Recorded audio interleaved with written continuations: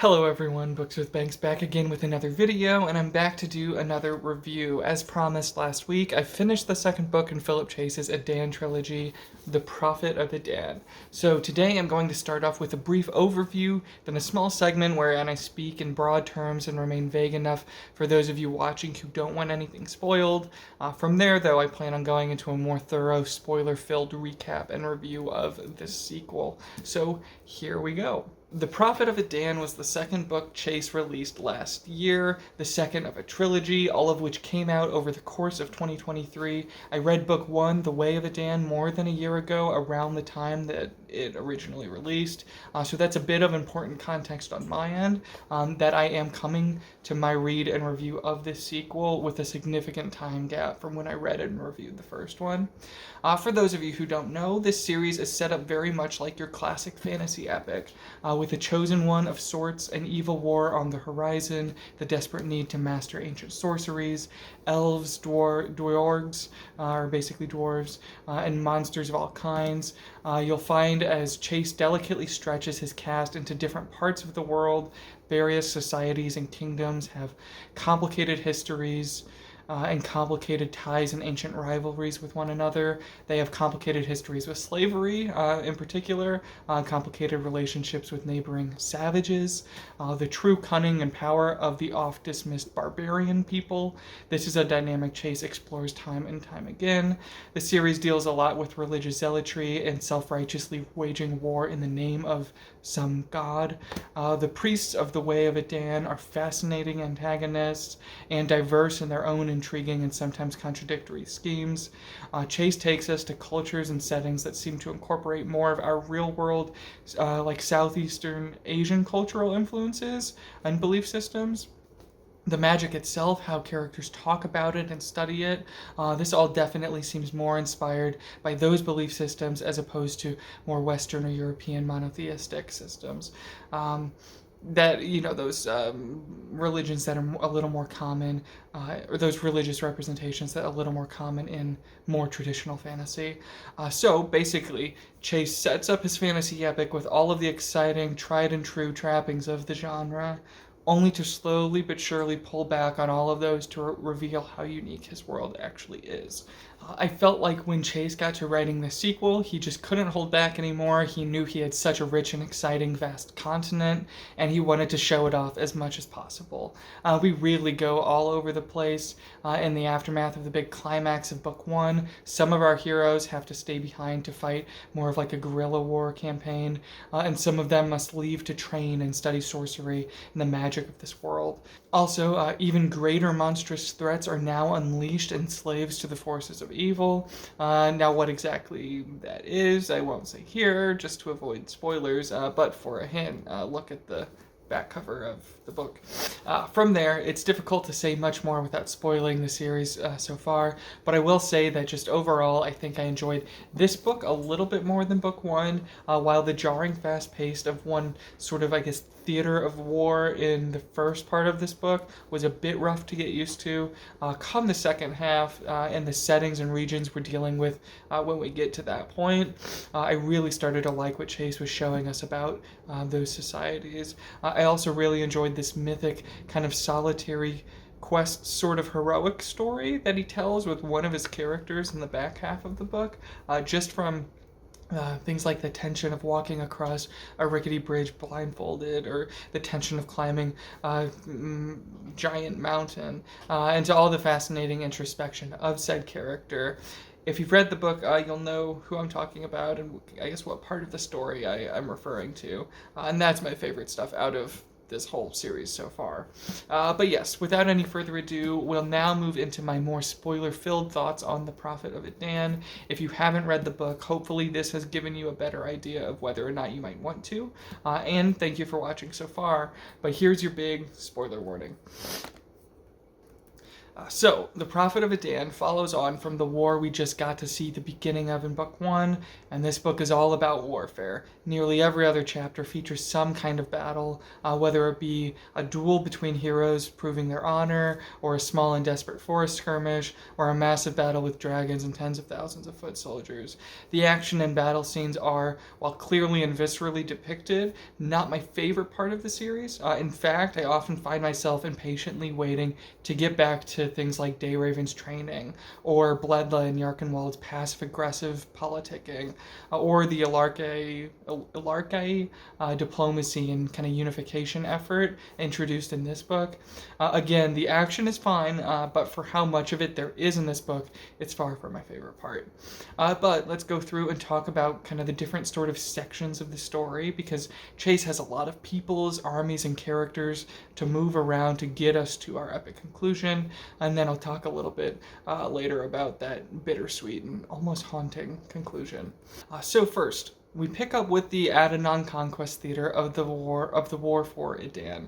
This is the first big battle we saw at the end of the last book, and even though most of our heroes are sent away to or sent away at first to the relatively peaceful island of Astrolad, the Adanon conquest is still a big part of the first half of the book. Some heroes like Orvindil and Norn, but then Sakara as well, get to journey back to try to help out in that conflict, but it's all pretty futile, and in some cases I feel like we're rushing through the inevitable there just to get to the more heart-wrenchingly written destruction of Astrolad.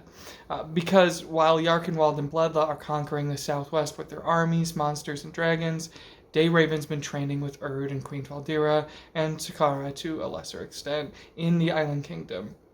The goal, that Dayraven will eventually be able to control his magic so well that he can then use it to wrest away from Bledla control of the dragons. I really like the specificity of Dayraven's goal here, and I feel like as far as training sequences go, in books or like in montages and films, Chase kept making sure that we could clearly see the progress that Dayraven was making, and Chase also definitely avoided the problem of needing to train up the hero, all that training happening off page or off screen, and then all of a sudden they're a great warrior or wizard or whatever. Chase actually definitely shows us on the page the work that Dayraven and his teachers are putting into this. And then, of course, Bledla brings his dragons and fleet to destroy Astrolad and kill the queen. Even though Chase had the Astrolad setting and storyline kind of building up to that point, all of that was sharing page time with the, in my opinion, less interesting conquest of Adanon. Chase still made us really care and really feel totally gutted by the defeat of our heroes here. Honestly, going into it, I had no idea whether or not this would be the moment that Dayraven would be able to control the dragons. Chase had made it believable enough that this could have been that turning point, so that when it wasn't, and when Dayraven couldn't defeat Bledla, it was all the more devastating. Also, the setting is described as vibrant and safe and comfortable, and Dayraven joking around and misunderstanding idioms with his housekeeper. All of these little touches added to the drama and the impact of this moment. And of course, there's a third book, and I expect we'll return here to figure out how some of our left behind friends fared. But for now, by the end of book 2, Chase keeps us holding our breaths, wondering about the destruction of that peaceful place and the fates of a couple of those friends. An uncomfortable but well done sort of manipulation of tension. He keeps that tension going at least through the entire second half of this book. Who knows how long into the third one. Because moving on from one theater of war to another, we get to the Sildarin conflict. Another thing I really enjoyed about this book was how we get teases of this conflict all throughout the first half. We keep hearing about how Yarkenwald and Bledla will eventually send their armies east. Also, we have this intriguing new character, Moonsil, whose skills of prophecy and diplomacy set into motion the slow unification of the northeastern, or Ilarkai, tribes. And Chase gets us into this fun headspace of rooting for these guys to defeat the Sildarai to the south, because the Sildarai are slavers and have enslaved their people and oppressed their people. But the Sildarai are the only civilization mighty enough in the East to possibly resist the war that's on its way. So our heroes kind of have to side with them. So we're kind of rooting for at least factions of two different sides of this conflict. And our heroes, who will somewhat reluctantly be supporting this Sildarin kingdom, they stand even less of a chance now that the united Alargai are going to align with Bledla to get their revenge. So we're simultaneously rooting for and against this coalition, and Chase seeds all of this feeling and this bit of tension all throughout the first part of the book. So by the time we actually get to the second half, we're ready to go. Just kind of a brief side note, but everything set up early on with these tribes uniting.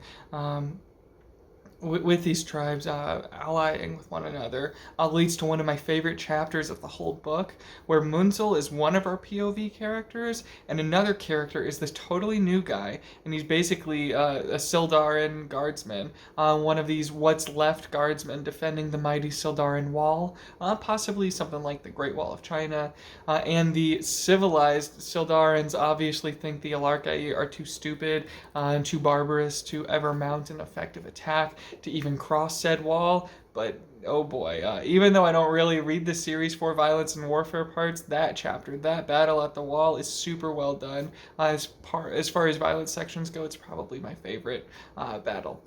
But then, getting back to more the main stuff, we get to my favorite kind of part of the story. Our heroes, having fled Astrolad, find themselves journeying to support the arrogant Sildarins, because as awful as they might be, total annihilation and subjugation by Bledla and Yarkenwald's armies of the Way is much, much worse. So they're on their way to support those guys when Dayraven decides to suddenly just go off on his own.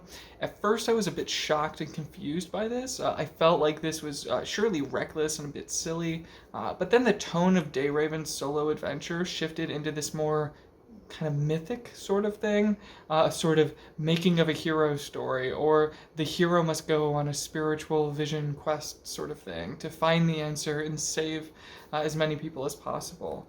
So he goes to the tree, opens his mind up to Edan and to the power of the elf shard more than he has ever done before, and he basically is willing to sacrifice his individuality and his personal wants and desires to be this vessel of power to resist Bledla. So there's this really kind of upsetting element of sacrifice going on throughout his whole solo adventure, where we're constantly being reminded that the Dayraven we grew to know and that the other characters grew to know and love, that young man might not really exist anymore. But it needed to happen for the greater good sort of thing. It's really powerful stuff. And then the literal adventure he goes on, traveling and being blindfolded and brought to a hidden mountain kingdom, and then asking to journey to a forbidden and terrifying mountain to confront the oldest of all the dragons. This is where we get into Chase's clear passion for classic fantasy and fairy tales. I know obviously the context is a lot more complicated, but essentially here we have a lone magical hero journeying to confront the mighty dragon in her cave. It doesn't really get more classic than that, and Chase writes it in such a gripping way that it doesn't feel tired or recycled. But then, of course, we get to our final battle, all kind of going on at the same time as Dayraven's quest. A lot of good one-on-one duels, a sad moment with Orvindale having to kill Dayraven's father, and also with that duel, kind of that gut punch of how Dayraven isn't really himself anymore, so he's not going to have quite that cathartic grieving response to this as we'd hope for. A lot of dramatic close calls and betrayals, and Bledla is defeated. Yarkenwald kills him and decides to back down from Dayraven and go back to get more firm control of his earlier conquests. And Dayraven decides he's going to find the sister of his childhood friend. A few more moments and things I really liked about the book. There's this horrifying and brutal moment where Yarkenwald kills his wife. I really liked her, the little bit we saw of her in book 1, so I was rather shaken to see her go out in such a brutal way. I also like the wizard Galdor and how quirky he is. He's teased throughout the whole first book as a possible ally and destination for our heroes, but he doesn't show up until about halfway through this one, setting things up just right so that everyone can stand a slim chance in the end. I really enjoyed all of his sections and the reveals about his informant within Bledla's ring of priests. I thought that was all pretty well done, and also it was nice getting to see Norn go back to the ancient homeland of his people and the symbolism of that moment inspiring him to then make a speech to inspire the Goths to go to war. All really nice stuff. All in all, I feel like Chase continued to flesh out his world with this one, but he honestly built to a conclusion that could have easily been the finale of an entire trilogy. So I'm curious and excited to see where he takes us in book 3. But there you have it. Kind of more of an overview than a review, but I tried to pull together some of my overall thoughts and analysis about what Chase was trying to do here, and that should do it. Thank you all so much for watching. Have a great day. Bye.